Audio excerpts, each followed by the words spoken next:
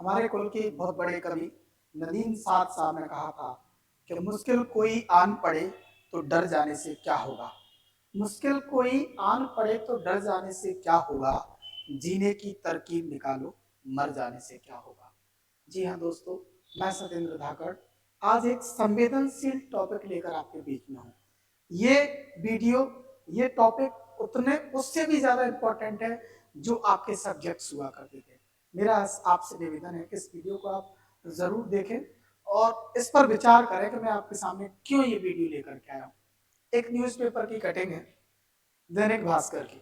ये करंट तो नहीं है, थोड़ी पुरानी है, लेकिन आज की भी यदि ये रिपोर्ट होती तो इससे भी आंकड़े खतरनाक होते। क्योंकि एग्जाम अभी खत्म हुए बोर्ड परीक्षा के, और परीक्षा खत्म कहाँ होती है, आए दिन किसी न किसी की परीक्षा होती ही रहती है। ठीक, चाहे तो वो कागजी परीक्षा हो, चाहे वो जिंदगी की परीक्षा हो, और हर परीक्षा में सारे लोग पास हों ये भी जरूरी नहीं है। क्या होता है, हर परीक्षा में फेल होने वाले लोग भी होते हैं, लेकिन इसका कतई मतलब ये नहीं है कि वो बच्चे या वो लोग एक परीक्षा में फेल हो गए तो जिंदगी की किसी परीक्षा में पास नहीं होंगे। लेकिन बदकिस्मती क्या है कि लोग इस बात को मान लेते हैं। उन्हें ऐसा लगता है कि वो एक परीक्षा में फेल हो गए तो उनके जीने का कोई मतलब ही नहीं, जबकि वो ये भूल जाते हैं कि उनके जिंदगी के बहुत सारे मकसद हैं और बहुत सारे मतलब हैं। एक इंसान के पीछे सैकड़ों लोग होते हैं, वो इंसान सैकड़ों लोगों की जरूरत होता है। लेकिन पता नहीं क्यों आजकल की जो जनरेशन है, नए बच्चे हैं, मैं इसको सबसे पहले आपको समझा के थोड़ा सा बता देता हूँ कि लिखा क्या है। हर 40 सेकंड में एक इंसान कर रहा आत्महत्या।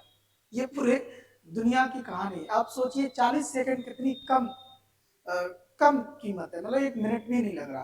अपने देश में हर 40 सेकंड के अंदर आदमी सुसाइड कर रहा है। ठीक, उसमें से बड़ी बुरी बात यह है कि 15 से 19 साल के युवाओं में मौत का चौथा सबसे कारण आत्महत्या है।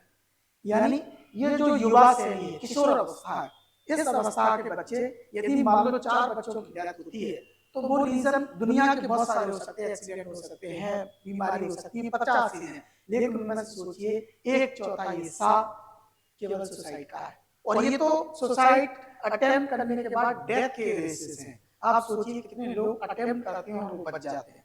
ठीक, अभी कल ही हाल की बात है, हमारे ही शहर में एक बढ़िया ने सुसाइड करने की कोशिश की। किस्मत अच्छी है कि उसे बचा लिया गया। इसी वजह से मैं आज ये वीडियो आपके सामने लेकर के आया। तो मैं आपको, अब ये तो पूरा पूरा प्रारूप हो गया कि मैं ये वीडियो लेकर के क्यों आया। अब मैं आपको बताता हूँ कि ऐसे विचार, ऐसी खतरनाक समस्या से यदि आप जूझ रहे हैं तो उससे बाहर कैसे आ सकते हैं। ठीक, उस पर मैं बात करने वाला हूँ। तो सबसे पहले दोस्त ये समझने की जरूरत है कि जब भी आपको नकारात्मक व्यवहार अंदर से फील हो रहा है, आपको लगता है कि दुनिया खत्म हो चुकी है, कुछ भी नहीं है, तो मैं आपसे कुछ 4-5 बातें कह रहा हूँ, वो आप जरूर सोचिए। ठीक, पहली बात ये है कि जब आप सुसाइड करते हैं तो आप किसी को बताते नहीं, या करने की कोशिश करते हैं लोग बाग, तो वो अकेले में लोग करते हैं। लेकिन अकेले में क्यों करते हैं, क्योंकि वो किसी के सामने नहीं कर सकते। ठीक, तो आप सोचिए कि आप थोड़ा सा उस टाइम पर ये सोचना, या जिन लोग भी नेगेटिव रहते हैं उनके दिमाग में ये आना चाहिए कि कभी तो पता चलेगा, सुसाइड होने के बाद तो वो घर वालों को पता चलेगा ही नहीं। जब जिंदा रहते आप अपने पेरेंट्स को, अपने मम्मी पापा को, भाई बहन को ये नहीं बता सकते कि हम परेशान हैं, तो आप सोचिए वो आपको उस अवस्था में देखेंगे, उसके बाद उन पर क्या गुजरती होगी। ठीक, अभी अभी अपन सब लोग हैं तो हम देखते ही हैं कि हालात कितने बेकार होते हैं। पूरा का पूरा परिवार टूट जाता है, हजारों हजार सपने टूट जाते हैं। उन माओ के बारे में सोचिए जिन्होंने न केवल 9 महीने अपनी कोख में रख करके आपको पैदा किया है, बल्कि अपने खून से सींच करके आपको इतना बड़ा किया है। ठीक, तो ये बात भी आपके दिमाग में आनी चाहिए। इन सारे के बाद में अपने जिंदगी में बहुत सारे ऐसे लोग रहते हैं दोस्त, जो आपको बेइंतहा मोहब्बत करते हैं, उनके बारे में आप सोचिए। चलिए ठीक है, ये बात हो गई इन बच्चों के बारे में कि जो सुसाइड्स का बारे में सोचते हैं, नेगेटिव रहते हैं, उनको ये सोचना चाहिए। लेकिन मुद्दा ये नहीं है, मुद्दा ये है कि बच्चे सुसाइड करने के बारे में सोचते क्या हैं। ठीक, तो इसके बारे में मैं आपसे सिर्फ इतना सा कहता हूं कि सुसाइड, सुसाइड जो शब्द है, मुझे ऐसा लगता है कि ये बना इसीलिए है क्योंकि ये सुसाइड कोई सुसाइड व्यक्तिगत नहीं होता। इसको हिंदी में बोलते हैं कि आत्महत्या, यानी खुद की हत्या। नहीं नहीं, ये आत्महत्या नहीं होती। वाकई में हकीकत देखा जाए तो ये मर्डर होता है। क्यों मर्डर मर्डर होता है, जिसे करता कौन है, इस मर्डर को करती है सोसाइटी, इसीलिए इसका नाम है सुसाइड। ठीक, जो सोसाइटी यानी पूरा का पूरा समाज मिलकर के एक इंसान का कत्ल करता है उसे हम कहते हैं सुसाइड।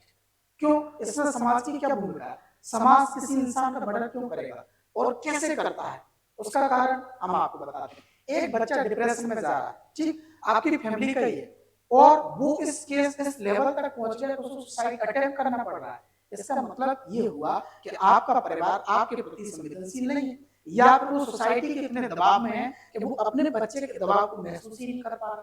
तो सोसाइटी का दबाव परिवार के ऊपर बनता कैसे है, मैं समझाता हूँ आपको।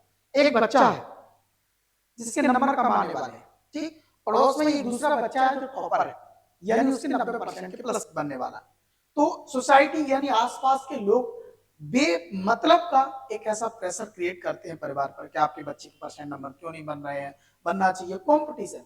यानी परिवार अपनी महत्वाकांक्षाओं को बच्चों के ऊपर खोजने लगते हैं और थोपने लगते हैं कि फलाने के बच्चे के इतने नंबर आए तो तुम्हारे भी आने चाहिए। लेकिन ये चीजें बिल्कुल टोटली पूरी तरह से गलत है।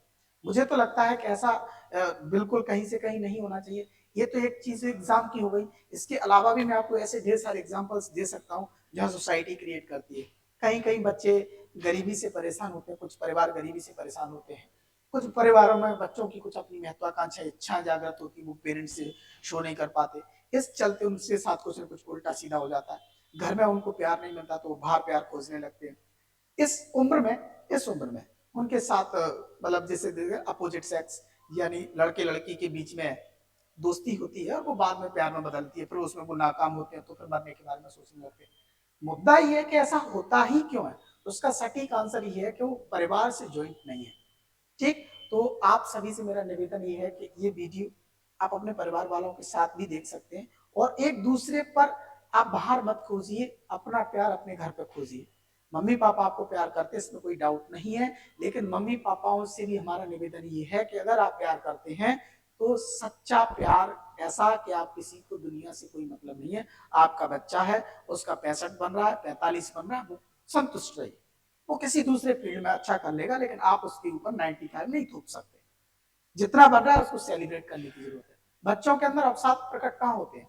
एक बच्चे का 70 बन रहा है, एक का 80, के घर पर पटाखे चल रहे हो, तुम उसको गाली दे रहे हो, बिल्कुल भी नहीं चलेगा।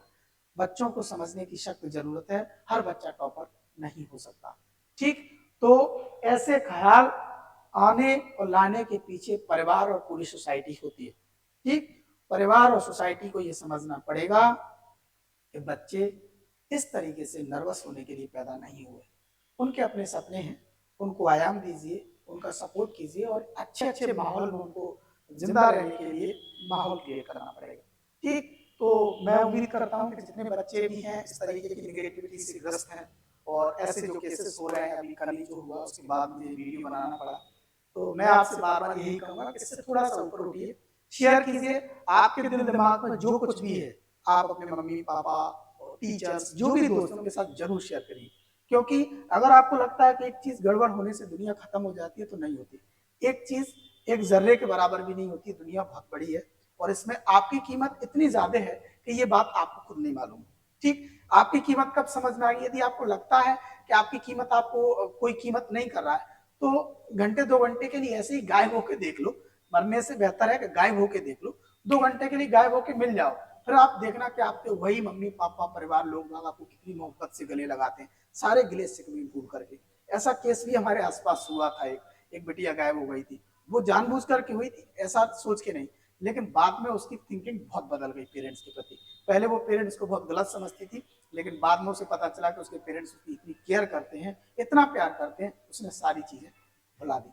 ठीक है, तो मैं आपसे अच्छा और स्वस्थ रहने की उम्मीद करता हूँ, और कसम खाओ कि कुछ भी हो, हम तो कह रहे फेल ही हो जाओ, फेल भी हो जाओगे तो फिर से पढ़ लोगे, नहीं भी पढ़ोगे तो कुछ भी करना भाई, जिंदगी ईश्वर ने दी है।